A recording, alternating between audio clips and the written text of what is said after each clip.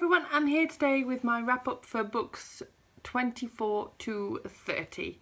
Now, I've seen a few other people reviewing in this sort of style where they review 2, 3, 4, 5 books at a time in a wrap up, and rather than labelling it April or May or any other way of doing it, they just do it by amount of books, and I want to try this out because I feel like this might work really well for me. So book 24 that I read this year was Harry Potter and the Philosopher's Stone, the illustrated edition.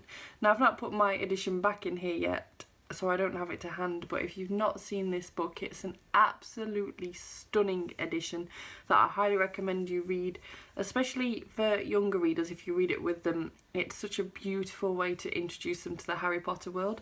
I really don't think I need to sort of say anything more about this edition or indeed this book to you. It's obvious. I gave it 5 out of 5 stars. I loved it, and I can't wait for the second one to come out later this year. So the 25th book I read this year was Passenger by Alexandra Bracken, and this one I had a bit of trouble with.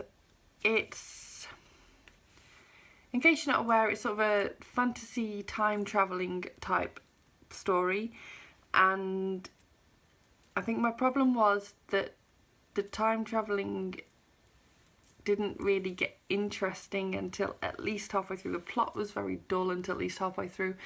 And so it took me about 4 months to read this book, and so I really couldn't justify giving it any more than 3 stars. However, the last half of the book was absolutely amazing. It was really interesting, it was exciting, and I really loved the whole time travel aspect. For example, at one point you go back to, I can't remember, it was World War II, and it was just absolutely amazing to read about that time in the sort of sense of the plot, and it all worked really nicely, and I found it really interesting. And if you enjoy fantasy and if you enjoy time travelling, then you should definitely check this book out. Then the 26th book I read was an audiobook, and this was also a reread for me, and it was Darkly Dreaming Dexter by Jeff Lindsay. And this is the first book in the Dexter series, and I've watched the whole TV show and I absolutely loved it. And so I wanted to read the whole book series and sort of try and compare them.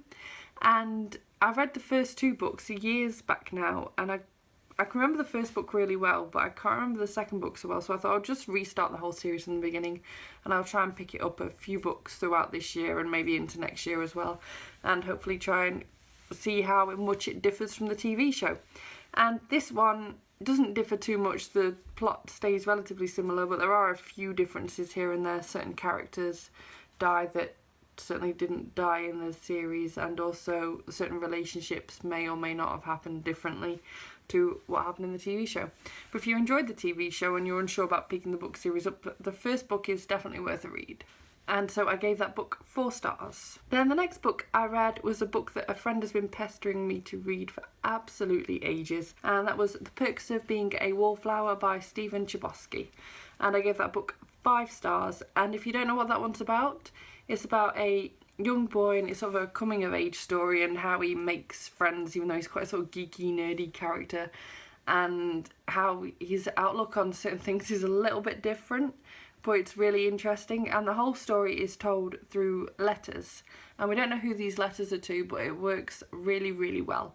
And again, I highly recommend this book. Then after that I read a book called For His Pleasure, and that one is by Kelly Favor, and this was one of my TBR picks, TBR bucket picks from sometime last year. I can't remember when. I'm still trying to catch up on all my bucket picks before I let myself pick out any new ones, and so I wasn't expecting an awful lot from it, because at the end of the day it was just sort of a erotic chick lit kind of combination, and it was about a young woman going into this sort of new job situation, and actually I really, really, really enjoyed it. She fancies her boss and they get together, and actually for what it was, sometimes you need to just enjoy a book for what it was, and this was just some light entertainment, and I really enjoyed it. And it's a really long series, I can't remember how many books, but over 10, and I'm definitely planning on continuing on with the series. I can't wait to see where this one's gonna go, but I gave that one 4 stars. Then the next book I read was Ready Player One by Ernest Cline, and I've been meaning to get to this for so long, and I finally picked it up on audiobook. And if you wondering whether you should read it as a physical form or as an audiobook, I can highly recommend the audiobook. The narrator was absolutely fantastic, and of course I gave this book 5 stars. It absolutely blew my mind. The world building in that book is just phenomenal. If you're not sure what Ready Player One is about, what rock have you been living under? It's about a sort of future world where actual society is really bad, everything's dangerous and breaking down, and it's just not a happy place to be. So when people can, people live in the Oasis. And that is basically a virtual reality where people just sit in front of their computers with headsets on and this, that and the other, and they just live a second life through that.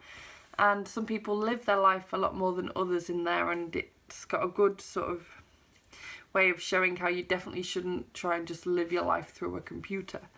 And it's really fascinating in the way that it sends that message, but it's also a really interesting plot because there is these series of clues that hunters have to follow in order to be able to win a competition to sort of basically own the Oasis. And it's absolutely phenomenal. As I said, the world building is just out of this world. I highly recommend this book. Then the final book I want to talk to you about in this wrap up is Someone Like You by Roald Dahl. This is a series of short stories by him for adults, and I really wanted to enjoy it, but I really overall didn't. Now, obviously with any short story collection, there's going to be some you like. Often there'll be a few you don't like. In this one, sadly, there was more that I didn't like than did, and some of them, I just felt like I was wasting my time even reading them. The moral of the story would just be so pointless. You would sit there and read a story for 40 minutes, and at the end of it, you'd be like, what was the point in that? And sadly, I felt like that for far too many of the stories. There were a couple that stood out to me, and I really enjoyed them. And then the rest, I just felt like they were so hit and miss. Now, obviously, this was a very quick wrap up. I don't want to talk too long about each of these books because I do individual book reviews for every book that I read. So individual book reviews will be showing up for these books future on this channel, but I'm just a little bit behind my book reviews right now. Still reviewing books that I actually read back in February. But never mind, I will catch up. And so yeah, if you want to see more detailed reviews about these books sooner, I do have written reviews for all these books, and I'll leave links to all of them down below. Thank you very much for watching. If you like this video, please give it a thumbs up. Subscribe if you want to see more book related content from me and more book reviews, and I will see you very soon. Bye bye!